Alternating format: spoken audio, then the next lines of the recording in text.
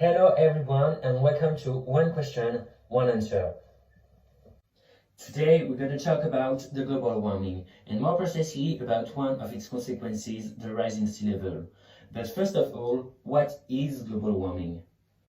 It's a global phenomenon of climate transformation characterized by a general increase average temperatures which durably modifies meteorological balances and ecosystems. In today's video, we'll focus just on one of the consequences of global warming, rising sea level. This rise is an effect of global warming mainly through two phenomena. The first one is melting of land ice. Due to the action of it, continental ice is constantly melting. This excess water from the continent is transferred to the ocean, causing an increase in its level. There is another phenomenon less unknown called the thermal expansion of water. As it warms up, water expands its wells and takes up more space. For the same amount of water, hot water takes up more volume than cold water. Now we can answer the question of Jordan, 14 years old, who asks us, is the rising sea level perceived in the same way everywhere?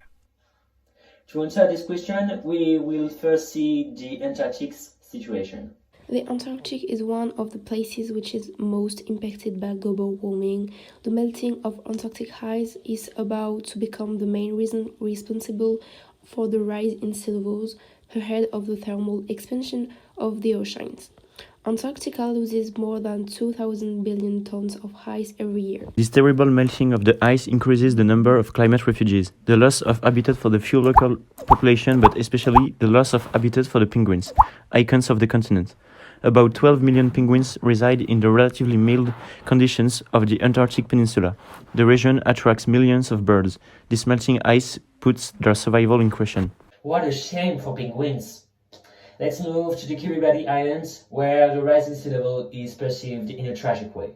Located only 3 meters above sea level, the Kiribati Islands in the heart of the Pacific Ocean are among the most vulnerable territories in the world to rising waters. Already 32 islets of the archipelago have disappeared, and the 110,000 inhabitants are suffering the consequences of global warming. Hey Elliot, look, I'm in the Kiribati Island with avoir. Hello! Hello sir, how are you managing to live with the rising sea level? I came to live in the Kiribati Island in the middle of the Pacific Ocean to avoid the turbulence of this world. But we are now submerged by this water and we are the real first victim of this rising sea level.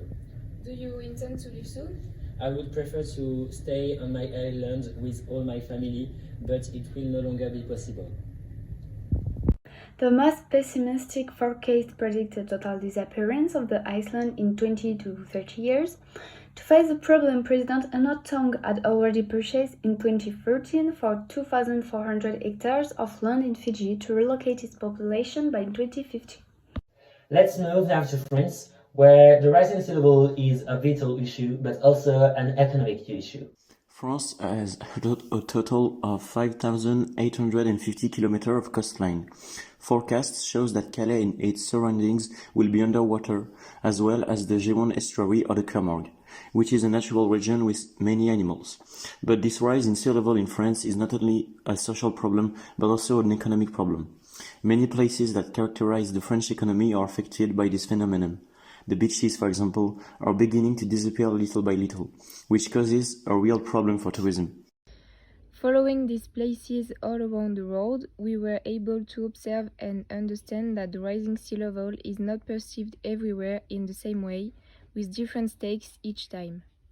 We thank the specialists for answering our question and Lola for being on site. Thanks for listening and see you soon in One Question, One Answer.